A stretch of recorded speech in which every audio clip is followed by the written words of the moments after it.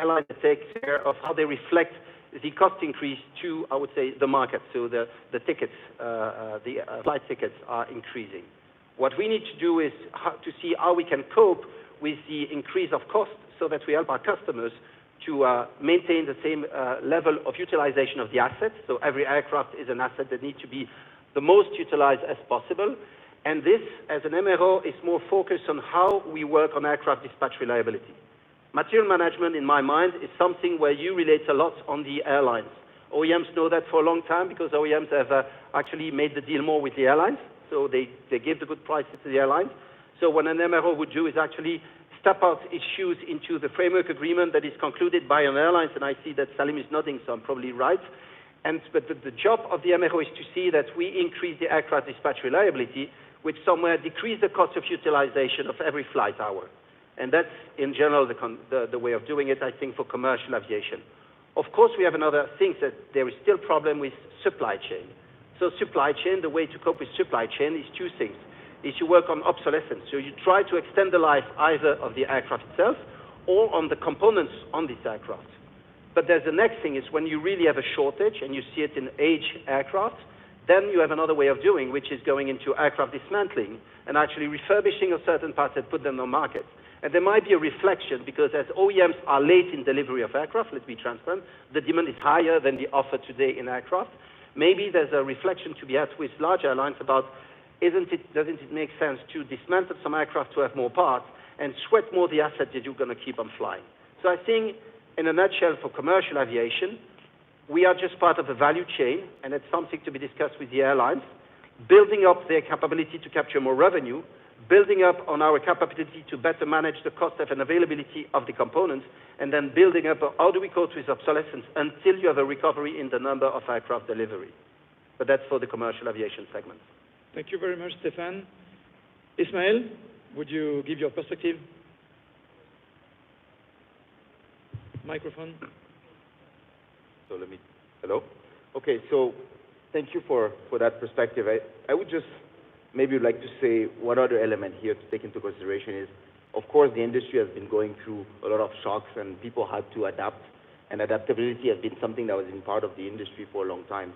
But I think there's something unique this time, at least from our portfolio perspective, which is on top of this shock that is going on, at least from a Pratt & Whitney Canada perspective, all our markets are up. So typically in the previous shocks, you would have oil and gas will go up, another market will go down, and then we'll be able to cope, between across the different value chain. This time, when you look at pre-COVID numbers and you look at today, all our markets are trending 30% or plus up in terms of utilization. So that drives another added pressure that we need to cope with. And I'm sure before we discussed in the previous panel, supply chain disruption is one thing. Now, even if we deliver to the level that we were delivering before, it's not good enough. So that's the reason why, for us, we have to find a way to innovate further than elements that have to do with the supply chain. And actually, the engagement on MRO starts even before the MRO. It's all about how we coach and how we spend time and how we engage with the operators to come up and derive maintenance strategies that takes into consideration the challenges that we're facing. And what I mean by that is most of the engines that we have today are some sort of unconditioned aspect to them. So you can decide based on your environment, based on your utilization profile, how to modulate the maintenance. And it may not be intuitive to do a maintenance before it's due, but it may be the right thing to do because then certain parts may be repairable at that stage rather than pushing the envelope to a point where now all of a sudden you have to scrap a part that you don't have. So that engagement with operators, I think, becomes very, very important. I think that's what we need to also focus a little bit on. Thank you very much, Ismail. Maybe Guillaume, you would like to add? There's a lag. No? Yeah, okay. I would recommend we switch on all the microphones so we're full on fire. Okay. Please, Guillaume. I think it's all right. Okay, thanks. First of all, StandardAero is just a few words about StandardAero. StandardAero, it's a full independent MRO organization mainly focusing on engine on different sectors, and commercial, military, and business aviation.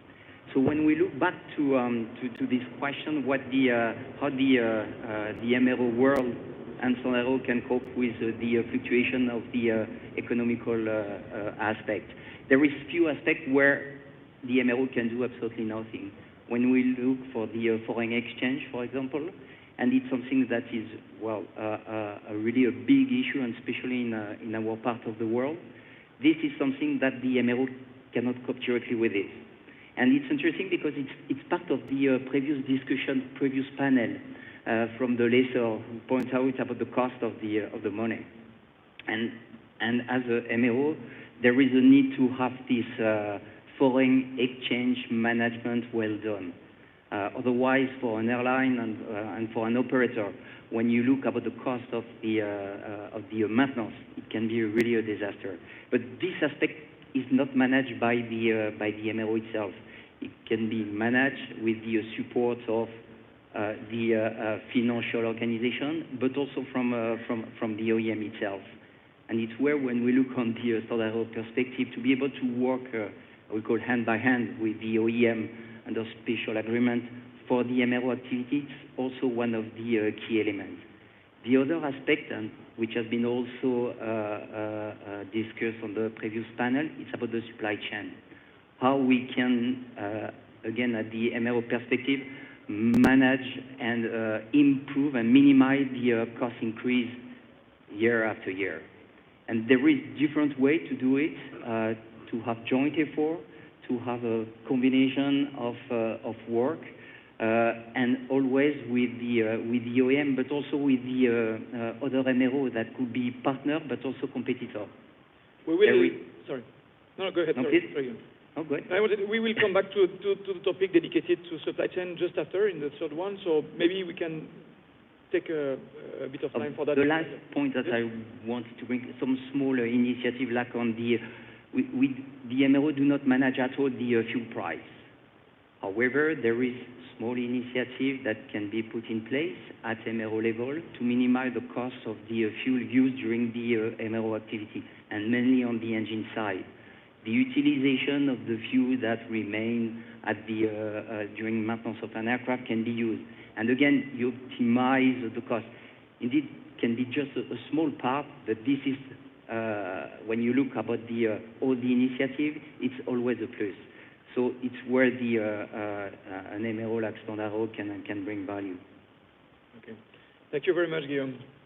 We will go to our second topic related to shortage of skilled labor and talent management.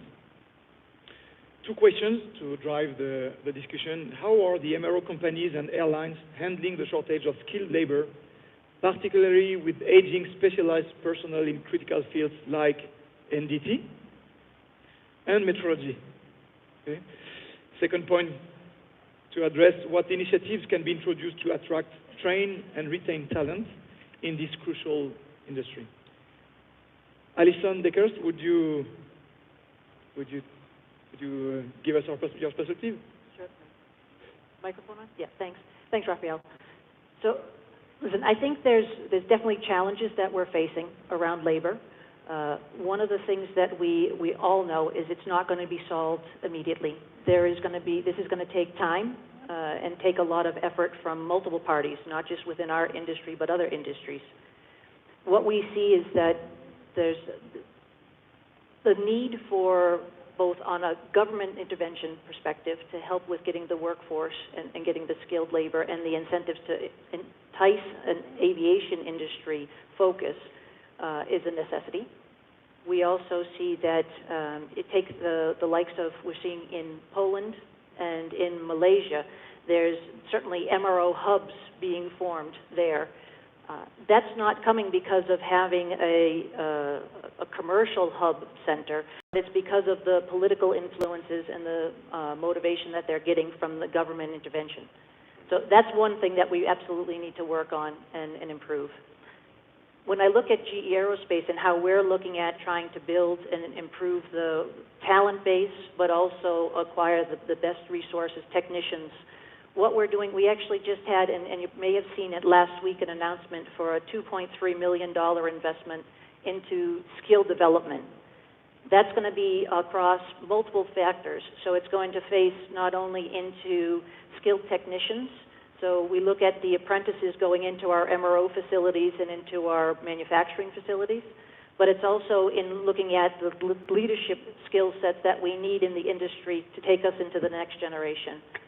There's also looking at having some of the younger talent coming in and an investment there. So we have a program that's called the Edison program that trains, it's a 2-year training program that we bring early in career engineers into the business and try to educate them, teach them the skills and the skill sets to go into management functions in the industry going forward. So I think those 3 aspects are where we're investing, heavily investing, and understand the need. But it's not an immediate fix. Development of talent takes time. And in terms of attracting these young talents, because you are now explaining how you train them, make them grow and get skilled to your needs. How do you capture these people? We know that in Europe, for instance, and US and Canada is the same. Aerospace is not now the major topic where students want to work in. So what in your company? How do you attract these people? Great question. So one of the aspects that we do is we actually do devote time at universities where we have core universities that we look at the talent and the education base. We work with them to find and recruit from those universities and again offer this type of training mechanism to build skill sets and come into a company that's like a GE Aerospace that it seems like it's a young company because we're only 6 months old as we've just split off as a standalone company, but we've got 105 years of history behind our organization, and there's something to be proud of there. And that's how we entice and encourage people to come and join and work for us. So you mean it's not only a question of money, it's also a question of image of the company, attracting people to come to work with you? That's right. Okay. Thank you very much, Alison. Emeric, would you give your perspective, please? For Air France and KLM engineering and maintenance, the challenges are also huge in terms of recruitment.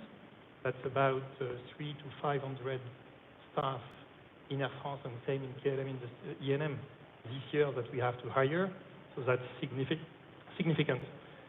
We have several leverages. As you said, first, we have to start by defining clearly the competencies that we need, and we work closely with training schools in France to define the training program to make sure that we have people who will stick to our needs. And a very good leverage in France is the contrat d'apprentissage, apprenticeship program that is quite powerful. So I really think that in other countries it must be something to look at, where the young students are partly working in Air France, KLM, and partly going to school every 2 weeks, and after 1 or 2 years, we will hire them. This year, we have started to launch this process with 1,000 students so that's one leverage. Secondly, for engineers, we participate to many forums, school forums, to make sure that we have visibility. Important to work on the image of the company, of course, so sustainability, development, making sure that we communicate also properly on our commitments to be sustainable as per our plan, to make sure that students feel comfortable.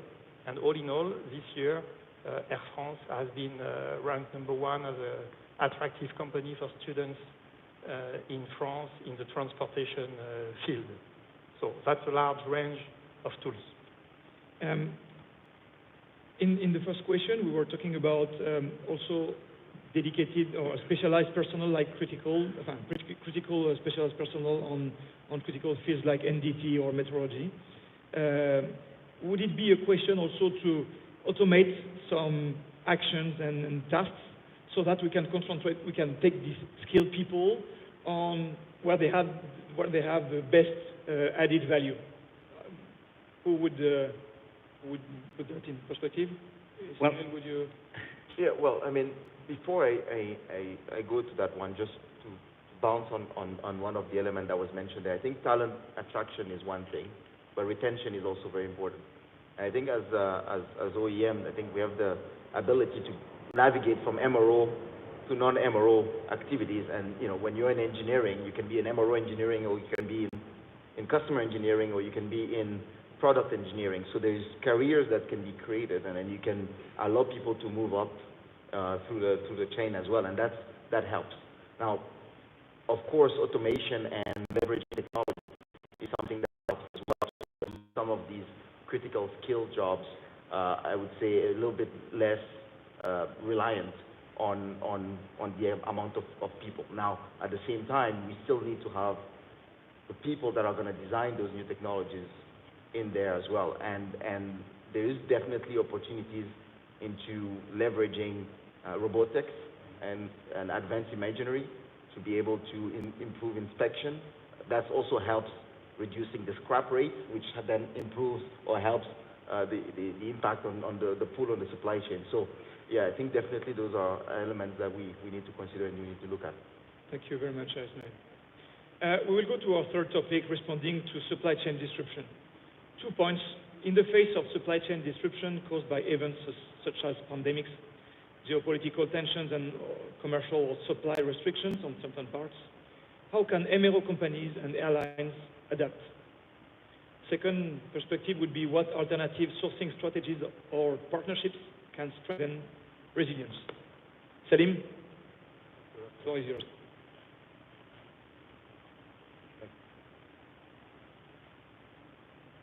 Thanks for mic. Yeah, now it's working. Thank you, Raphael. So, big question. Yes. The story starts from COVID, and we didn't recover yet. There is a lot of people, experienced people, talented people, live the OEM's production lines, and now we are trying to recover, but the airlines are back, the flights are back, and quicker than what was announced. So there is different strategies we can implement to tackle this topic. First one is flexible sourcing. Today, an airline, classic airline, works with contract, established contract with OEMs, but we know, and we agree on that the lead time now is an issue. So first thing to do is to combine between big and small providers. Big providers for the assets, for the stocks, and small ones for agility. For an airline, for example, we can also use our network as a source of sourcing these items to the main base. This cuts considerably the logistic issues. And for instance, for Morocco, we use our flights to bring back all the materials needed in our MRO facility.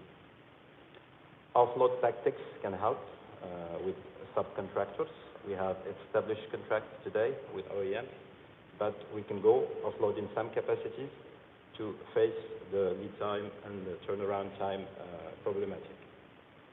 Of course, without compromising safety and quality.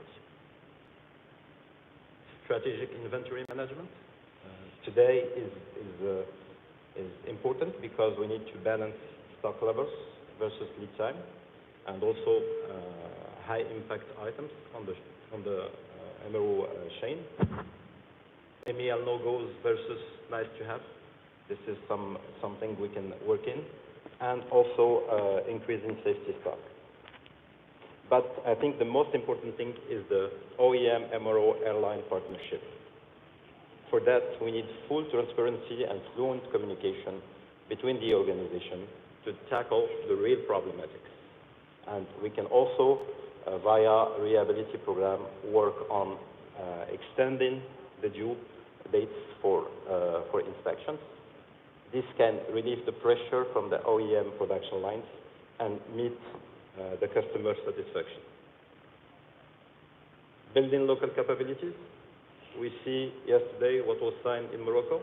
This is not really new. We started this strategic field 25 years ago with Royal Maroc.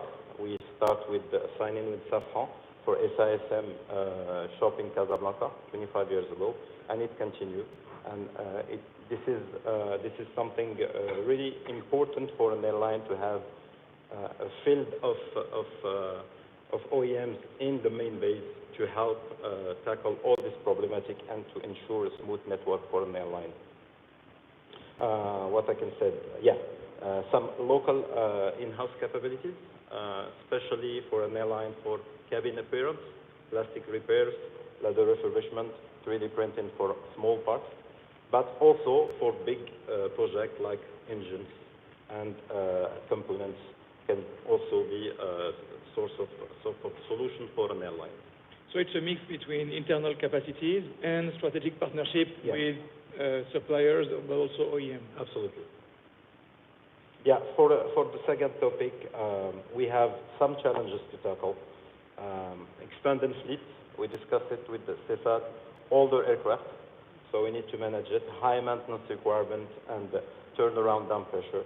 All that needs to have a capacity and flexibility to manage complex and unpredictable maintenance. So how to improve it? This is the big question.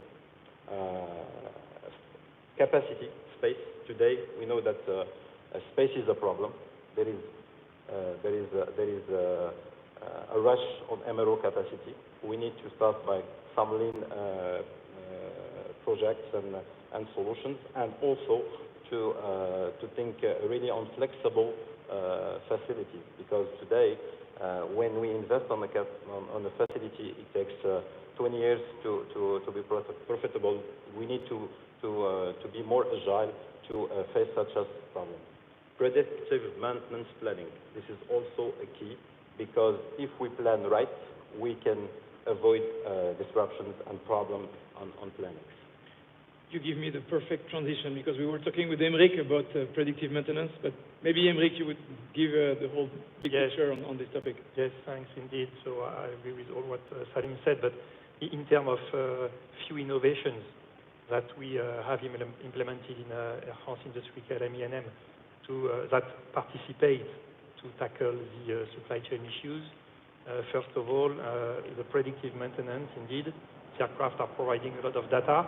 It's not only a matter of having it, but making a good use of that, big data, but also engineers behind it to make sure, and that's what we provide today with our Prognos digital tool.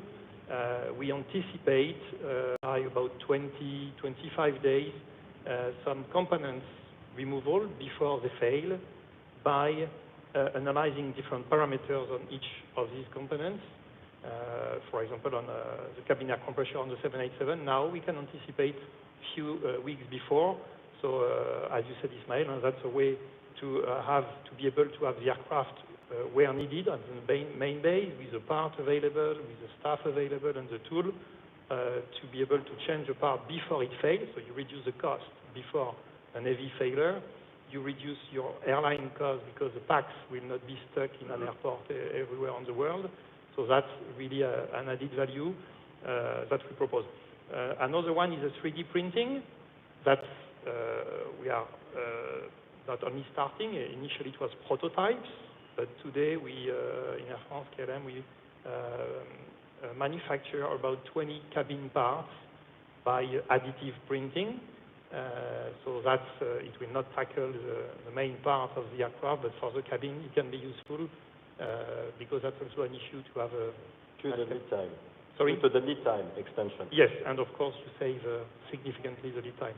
And at least it's a start. Yes. 20 parts, but it's a start for open for the future. Yeah. I will say the big word, artificial intelligence. Mm-hmm. You were talking about big data. If there's a upper layer with artificial intelligence for your predictive maintenance, Emeric or Salim? Okay. It's the case today. A 787 works with AHM, aircraft health monitoring, and it's based on AI also, because how to predict a failure is is using AI today. It's the case. Today, in all the new generation aircraft, we are glad to have these tools because, as you say, there is a pressure on aircraft, pressure on network. So the best way to avoid disruption is to use data and use it right. So today is the case. Hope this can be developed better and better for the next few years. If I may add on the AI part, beyond the big data or the fancy aspect of it, there's also AI can be leveraged to increase the productivity of the workers. Sometimes, the manuals are complicated. You need to navigate multiple organizations, especially the big MROs have a lot of different processes, a lot of ERPs. Having AI that allows to give the worker all the tools that we have available to make a decision, that can also help accelerate the MRO process and then hence reduce costs. Thank you very much. Thank you. We will go to our fourth topic, regulatory challenges related to environmental protection. So again, to point, what is the impact of new environmental regulations and airline sustainability expectations on MRO activities? And how can MRO service providers support the transition to greener operation? Alison? Thanks, Stefano.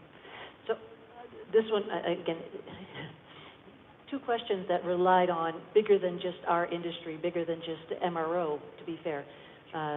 This is also, from a standpoint of sustainability, it's going to be a holistic approach that needs to be maintained and be followed. What we're seeing is that there is a lot of development that's happening. We're trying, and I think, back to AI, on-condition monitoring, all of those aspects of utilizing parts longer, being able to actually do maintenance when it's required, comes down to an element of sustainability. So it's a very important key element for us, as well as repair development, repair technologies, being able to utilize parts as long as possible. So it's important. It also helps in the cost equation as well for the airlines. That said, there's the continual investment. Last year, GE Aerospace invested $2.3 billion in repair development. In development.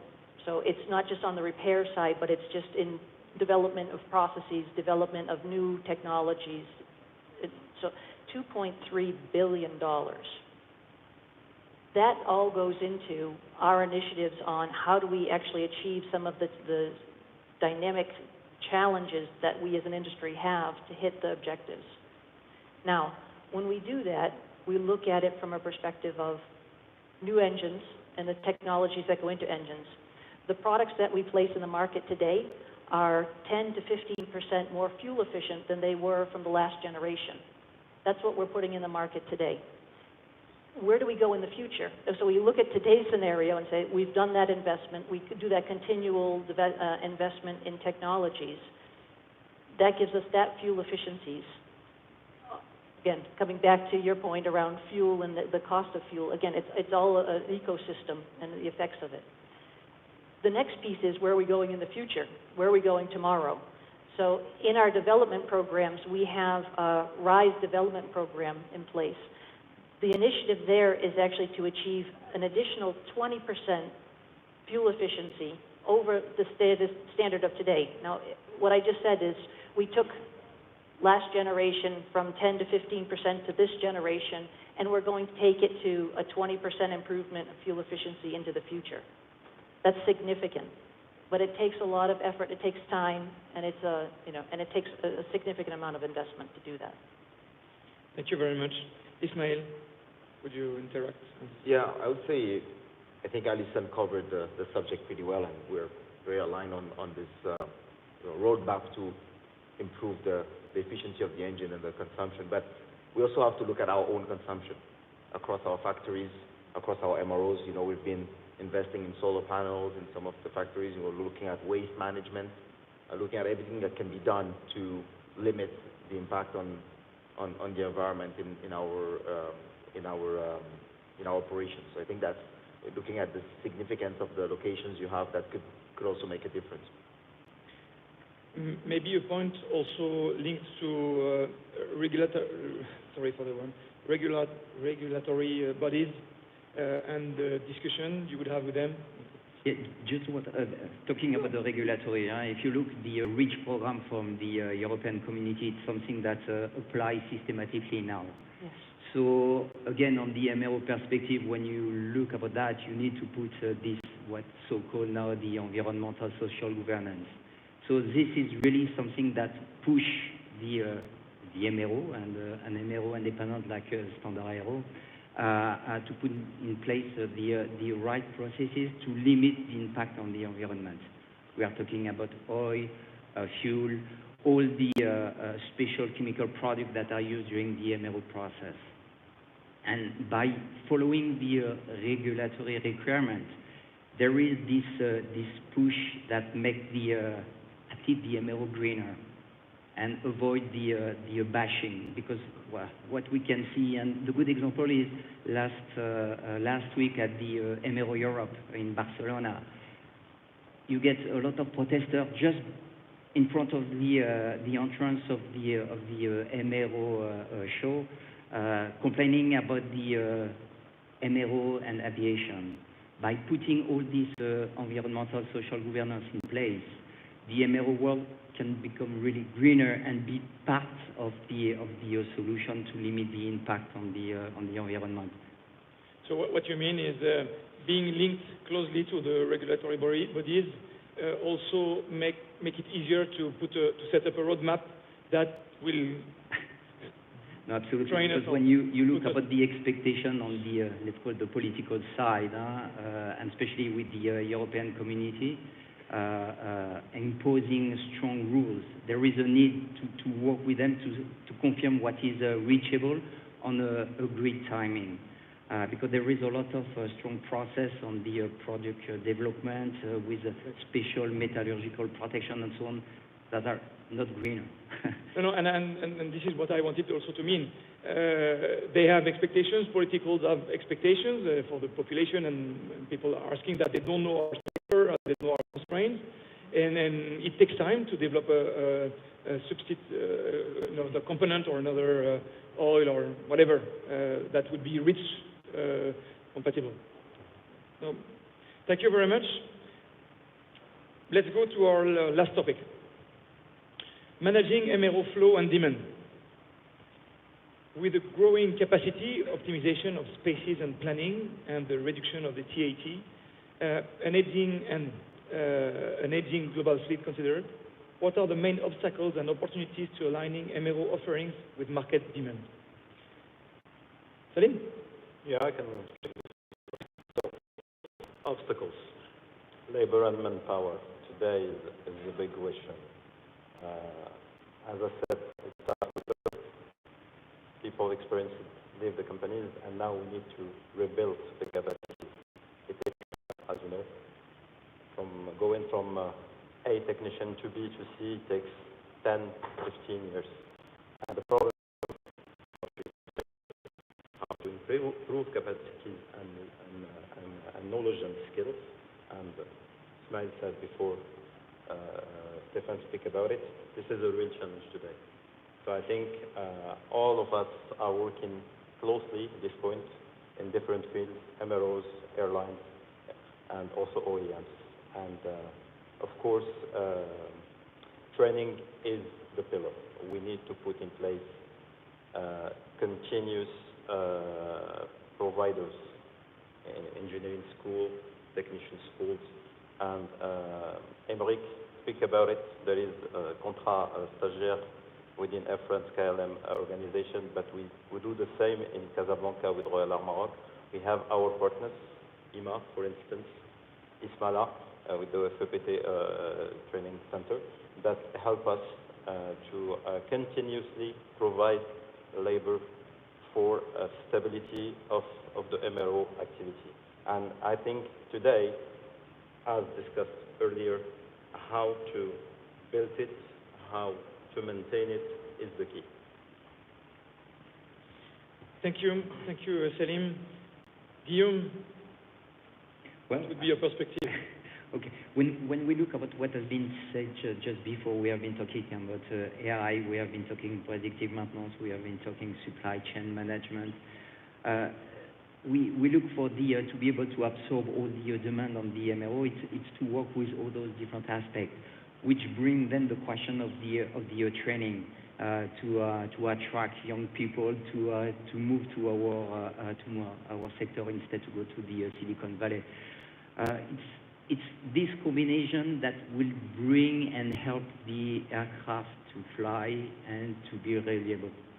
And with the combination of training, again, AI, predictive maintenance, management of the supply chain by cooperation between the different parties, OEM, but also the MRO, the different level of MRO, Tier 1, Tier 2, and Tier 3. This is, at the end, the key of this collaboration to be able to get this aircraft flying and keeping flying. Because we know all that sometimes you are facing as an OEM or even on the airline side difficulty to keep the aircraft flying. So by this cooperation starting from A to Z, will really match the MRO demand. And if we focus on the engine side, that Standard is really doing, it's to be able to absorb and respond to the customer request, but also to the OEM. The OEM itself is not able to absorb everything. So we are back to this collaboration and cooperation aspect. And when we look since, let's say, a couple of decades, there is a real improvement on those aspects, which bring at the end a solution for Royal Air Maroc, for example. Thank you, Guillaume. Maybe, Stéphane, a word, because just before as well, starting the meeting, we've been talking about aging fleet. And you came with all of a solution, huh? So in the first question, I talk about commercial aviation experience that we do have, but we also work for defense. And so aging fleet is something that we are coping with in defense. So in defense, there's one bird sitting on the stand, and I'm working on some AWACS programs, so these birds, they have 70 years. So, and we're also working on F-35, which is 2 years old. So, I mean, aging fleet is something that is an opportunity. In reality, I think this crisis is an opportunity. First, to copy model that exists in other segment of the MRO. And there, the defense MRO segment offers way of doing extended life program. Predictive maintenance is an accelerator. So that's the second one. I think we should go faster in predictive maintenance, faster in AI, faster in sweating the existing resources, because at the end of the day, what we're talking about is a scarcity of resources for numerous of hands to achieve, and we have a shortage. But the last one is focus. We need to make decisions. I mean, today, to be transparent, if you don't have enough birds to fly all the air transportation that we need to conduct, then it's also time for airlines and air transport responsible to make decisions and then say, these are the birds I want to operate. This is aircraft dispatch reliability I want to achieve. We, the supply chain and the value chain, we need to work together at it. But I think this crisis will allow us to be just better. But yes, there will be a transition during this transition. All the more that my colleagues have discussed are the right one. But I think we shouldn't reinvent the wheel. We should copy what is existing in other segments. We should apply the new technology which is in our hands at predictive maintenance and AI. We should, of course, train people for the transition, but accept that we will need to focus and we'll need to make some decisions. Thank you very much. Anybody want to add something? Yeah, maybe just in terms of scarcity of capacities, because today that's what we face. It means also some opportunities. So, for example, Air France Industrie and Royal Air Maroc, we have a common joint venture named ETI in Casablanca. Air France and RAM have their 737 and A320 aircraft maintained in this company. So for them, with the fleet growth, it means they will build a new hangar in 26. So that's also opportunities. At the end of the day, in our business, that's what is important. So that's, for example, a common opportunity, as you said, partnering. For an airline, another way of tackling the lack of capacity is to grow our on-wing support capacities.